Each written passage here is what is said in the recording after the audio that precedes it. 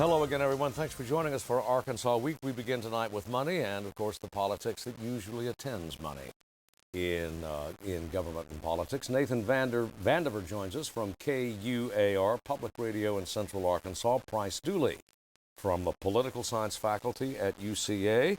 Michael Hiblin, Nathan's boss, and the news director at KUAR. Guys, thanks to everybody for coming in. Michael, we got the numbers. The Department of Finance and Administration, as always, the first of the month releases the revenue collection numbers, tax collection numbers for April, and it was undoubtedly a very good month, even a superior month. Yeah, major. But there were some caveats as usual with it. Yeah, a very major surge for the state. 642 million brought in, believed to be the largest amount ever collected in a single month. The collections were about $100 million above last year, $99 million above forecast. The department said part of this had to do with filers shifting their income to last year to avoid paying higher taxes for this year. But that's certainly good news. We've heard a lot from the Department of Finance and Administration this week saying that they're expecting the state will end the fiscal year with nearly $14 million surplus. They revised the forecast for the fiscal year that ends at the end of June, moving it upward by about $38 million. So looking good there. They said this factors in about $10 million in tax cuts that were approved during the session, and we're still expecting about a $4.9 billion forecast for the coming fiscal year. The demand side, though, as measured by sales tax collections, still is not as robust as anyone would like. Yeah. That's still a factor. We're seeing more of what's happening here playing into the taxes, and this is traditionally a big time of year as people pay their taxes, but sales tax collections still relatively flat. And you look at those prices because that's a good indicator of the overall economy, how consumer confidence.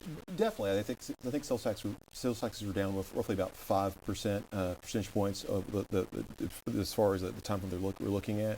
But you have to look at the broader economy though too. You look the unemployment numbers came in nationally today, and they were at 7.5%, which marks again a 0.1 percentage point decrease, which is good. You look at the home construction in terms of people going out and buying homes, that was up 7%. Those March numbers were.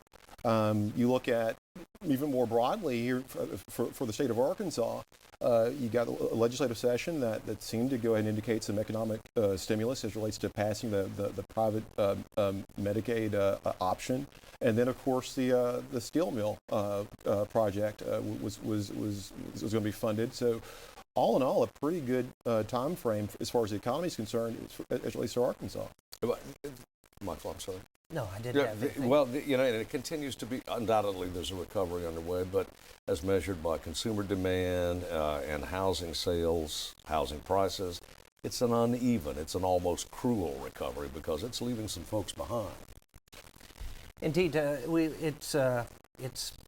recovery is still mostly going to higher income people in Arkansas. You're still seeing lower income people not doing as well, and the recovery not hitting them as much. Bottom line on the April number, and the DFA the day before also issued its outlook, its forecast for this and the next fiscal year, 14, measuring in the tax cuts, and bottom line, without any bad bumps in the road, even with the tax cuts, A, B, and C ought to be the budget as approved ought to be completely funded.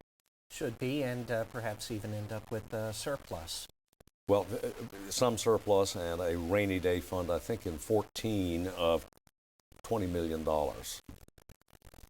Against a $5 billion budget, that's not a lot of money, but we'll take it. Nathan? Yeah, but the main things are the full budget. All categories of the full budget will be funded with these projections.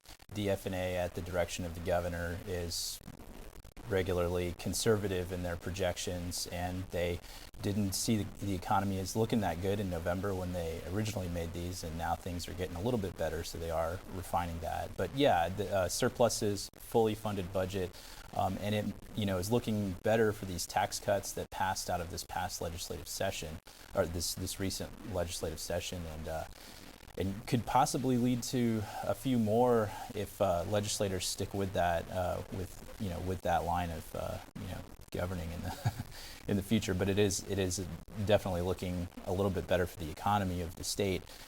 But if it continues, it means we might see a few more tax cuts. Well, let's follow that line for just a moment. We've got a fiscal session coming up next year. This one ran 100 days, folks. The next one probably won't go that long, but at any rate, we do have a scheduled fiscal session next February. So, politically, ideologically, fiscally, any way you want to look at it, are we prepared to look at more tax cut legislation? Well, any appetite for that? Well, I think there is appetite for it, but I think the first hurdle is that the fiscal session is intended to look at the budget and look at reapprove appropriations, and you have to have a 75% majority, I believe, to look at tax cuts, which are not appropriation bills. And so you'd have to get that 75% majority again, which we saw, recently in the same legislature with with Medicaid expansion and with Big River Steel appropriations. And so it might be tough to get all the votes needed in a fiscal session to look at tax cuts. But if you could, I think the support would be there for it. I think that it is just increased. It is kind of a safety net for legislators to look at more tax cuts, but it will be hard to get that 75% majority to take a look at them. But definitely in the next general session, it looks like it'll probably happen. An even numbered year next year. We've got primaries right after the session, Price. Yeah, I think there's going to be a political will to do that, particularly if the state is running a surplus. So in the fiscal session, or right before primaries, to go ahead and go back to your constituents and say, see, we've brought you back a little more money in your pocket. That's going to go ahead and help, I think, Republican legislators try and hold on, because they have a bit of a problem right now. Obamacare, which they campaigned against so much in 2012, they sort of voted for part of it in 2014. And so they're going to have to go ahead and bring something back to the constituents to go and say, in 13. So they're going to have to go ahead and bring something back to their constituents. So, and that's going to be, I think, some more tax cuts. And you always have lawmakers who, this steady chorus of, when you have a surplus, we need to give this back to the people. And already there have been calls for that. A lot of Republicans wanted to do that during this session. They got some tax cuts through. There were a lot of people who would have liked to have seen more and are probably going to want more next year. Well, the estimates vary, but up to 140, 145 million in the session just ended. Well, anyway, on to raw, pure politics. We've got primaries coming up. Mr. Beebe is in his final 2 years. Excuse me. Primaries in two parties. You watched a couple of the candidates last night, Michael, Thursday night. Yeah, we had Curtis Coleman. The two announced candidates seeking the Republican nomination, Asa Hutchinson, the former congressman, and Little Rock businessman Curtis Coleman, both spoke to the Delta caucus last night. They pretty much hit on some of the same tones, but one key difference that they did bring up was the Big River Steel project, over in Osceola, which the legislature approved $125 million in state incentives to bring to the state. Curtis Coleman said he's a little uncomfortable with big super projects like this, said he would have liked to have seen perhaps $1 million going to 125 different small entrepreneurial startups. But Asa Hutchinson said he supported Big River Steel, thinks it's good, was an opportunity that the state shouldn't pass up, and said we had due diligence in how this was approved, the fact that it was brought before lawmakers and carefully analyzed. But Coleman felt this is somewhat of a risk with one company getting this kind of money. What if this company fails? Whereas his argument was let a lot of other smaller companies get a bite at this money. So it's just really the opening here on the Republican battle. We'll have the two Democrats who have announced for governor speaking today. We're recording this mid-morning, Friday morning. In a couple of hours, we're expecting Bill Halter, the former lieutenant governor, as well as Mike Ross, former 4th District congressman, to speak. They've already been exchanging some barbs, and we'll see if they actually go at each other. These aren't formal debates. They're speaking individually, but still, it's a chance for them to actually kind of go after one another in each other's faces. A spicy exchange. I mean, well, not really an exchange, but It raises an overarching question for both primaries. Does ideology trump financial backing? Because Curtis Coleman, ideologically speaking, right in the primary, he's going to be more in line with right-wing conservatives, whereas Hutchinson is more of a mainline, mainstream Republican. On the other end, you've got Halter, who's fairly liberal for Arkansas, versus Ross. I'm sorry, Ross, who's more of a conservative mainline Democrat for Arkansas. So that's an interesting question. Does money trump ideology? and there's a geopolitical factor in there too. You know, the territorial prerogatives of the Hutchinsons over the years really been Northwest Arkansas. But before and back to the GOP for a second, we still don't know about Mr. Carter, Speaker Carter. What's he going to do? The talk continues to steadily ramp up about him running for governor, but my guess is as good as yours. I imagine he's still trying to make a decision, but it's who knows at this point. But I think he wants we to. do know that he's making phone calls. I mean, that's hardly a stunning revelation, but he's certainly making phone calls according to innumerable. And it's something he's given a good hard look at, and like he said at the end of the legislative session, he wanted to go home and give it some time and really think about it. But he's one of those politicians from the state legislature that definitely had those ambitions for higher office, and really has cross-party appeal. Working with Democrats, getting the speakership, and also working with Democrats for the private option and Big River Steel programs. But he would likely have widespread popularity. I guess the one of the critiques is that he possibly might not have as much popularity as he thinks outside of people who followed the legislature day in and day out. But I guess that's what he's trying to figure out right now. Well, yeah, kind of a beltway figure, as it were. We're getting ready, Price, I think, to see some real, maybe not a knife fight within the Republican Party, but there have already been some skirmishes internally. Well, definitely in terms of the future of the Republican Party. I mean, again, there's a difference between sort of being in opposition for so long, for over 100 years, and now actually being, dominating the legislature and dominating state politics. Well, I mean, Mr. Carter's election as Speaker was pretty divisive. It caused a lot of consternation among some circles in the Republican Party. In fact, when it came down to the Medicaid expansion, some voted against it just out of spite that Carter was Speaker, and he was actually was favoring it. And as you were saying earlier, the geopolitical divide within the Republican Party, it was evident with Big River Steel in the legislative session as it is now, and they were just making comments, yesterday still about it, and with Medicaid expansion. You have with Republicans in eastern Arkansas and in the Delta, they're a region of the state that's long been based on agriculture. Those jobs are more involved with the government, and so they're much more likely going to be more used to dealing with the government day in and day out. But in Northwest Arkansas, more private business is kind of driving it. And I don't know if it's necessarily business versus farming, or if it's just the completely changing demographic of the state and increased population going up to Northwest Arkansas. But there is that divide, and that is it'll really be interesting to see how that divide plays out for these candidates in the gubernatorial election. Well, you get over there into row crop country, business and ag are pretty much intertwined. Yeah.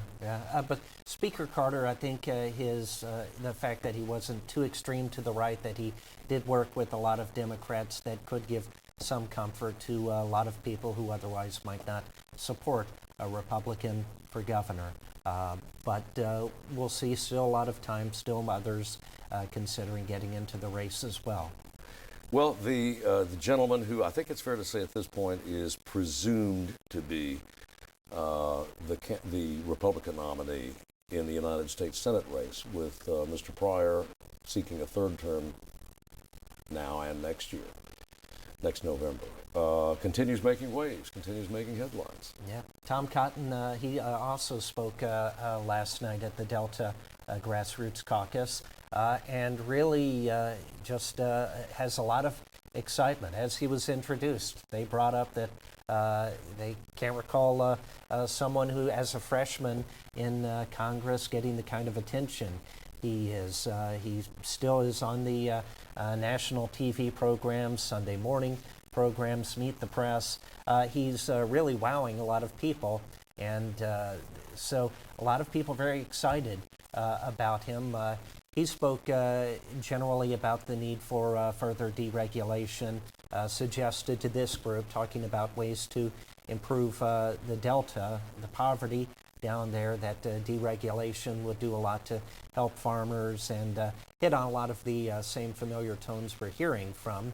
But the Republicans really excited to see him. There's such a buzz about him that really does seem to make it seem very possible that he could indeed be the candidate. But he's only been in office for really a few months, but already so much excitement about him. He speaks his mind, Price.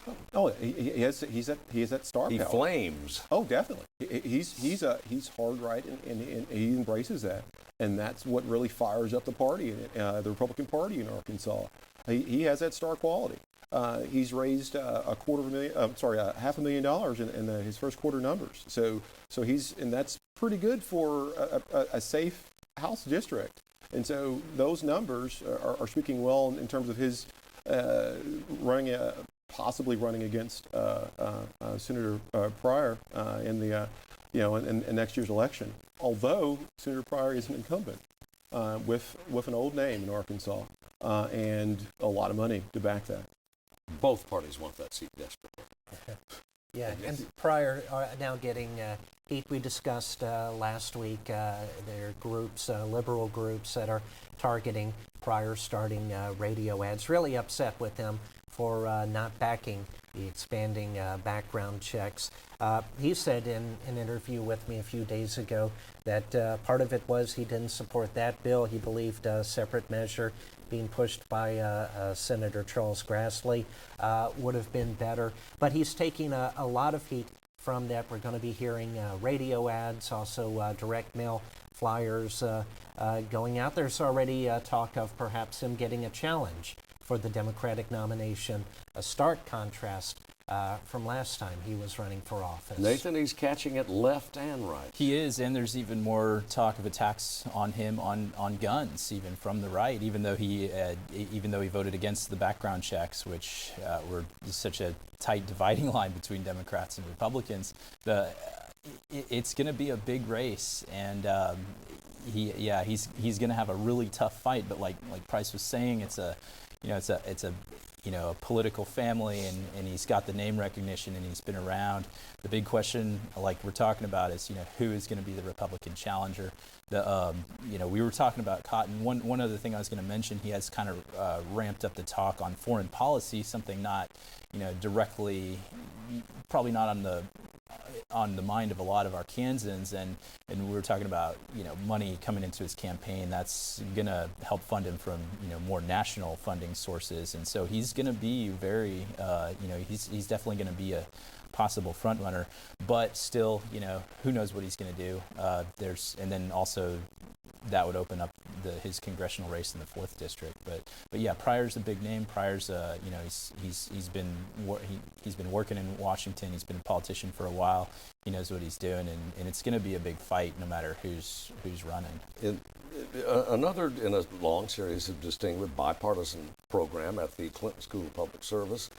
Thursday, who comes in but the former Pryor can't catch a break. The former Speaker of the House of Representatives, now the Minority Leader, the gentlewoman from California, Ms. Pelosi. And you can imagine Mr. Pryor thinking, is there no other time when you could have brought Ms. Pelosi in? I did ask Nikolai DePippa, the director of public programs for the Clinton School. I asked him, why now, and he said that they put the request in 2 years ago. Oh, I'm sure. Yeah, it just happens. Yeah, she just happened to be able to come now. But yeah, that's the Republican Party. Nancy Pelosi did elicit a news release from the Republican Party tying Mike Ross's votes for her, or just reminding the Arkansas public that Mike Ross had voted for her for Speaker of the House 4 times as congressman, and that's she's definitely a polarizing figure, and much like President Obama himself here in Arkansas, and any sort of key figures of the Democratic Party like that are going to not be something that Senator Pryor's going to have to kind of distance himself from. Yeah, well, and the GOP would be happy to see him try to distance himself, or be engaged in distancing himself for the next 16 months. Oh, definitely. 18. I think Nancy Pelosi is probably the only Democrat that polls lower than the president in the state. But at the same time, a fairly dispassionate observer observed to me yesterday of the scene. Take Mr. Cotton. Is he too hot? Does he come off as too strong? And the word he did not use, but which I interpret him to mean, does he come off sometimes as too extreme? Where's the center? And do you want to be in the center this year?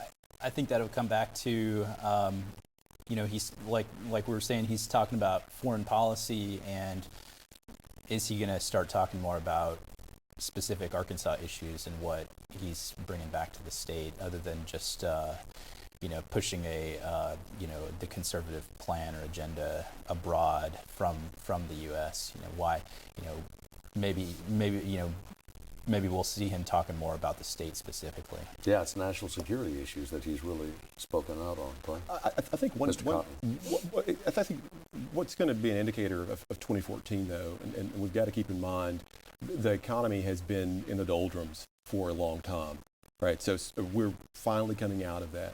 So if the economy is looking pretty good in 2014, Arkansans are being a little bit more optimistic.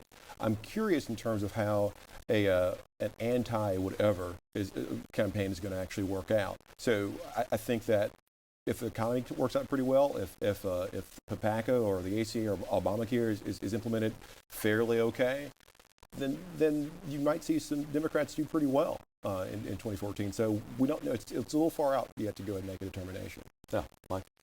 It is indeed, and yes, when conditions are good like this. But there is some talk that the health care, that there's still a good percentage of people in the country that don't know that the president's health care plan is now law of the land. There's still just among the overall population, and there's the suggestion that once things really begin being implemented next year, that you could have a bit of a backlash.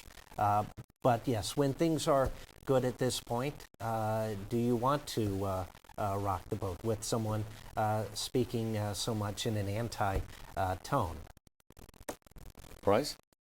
Do you?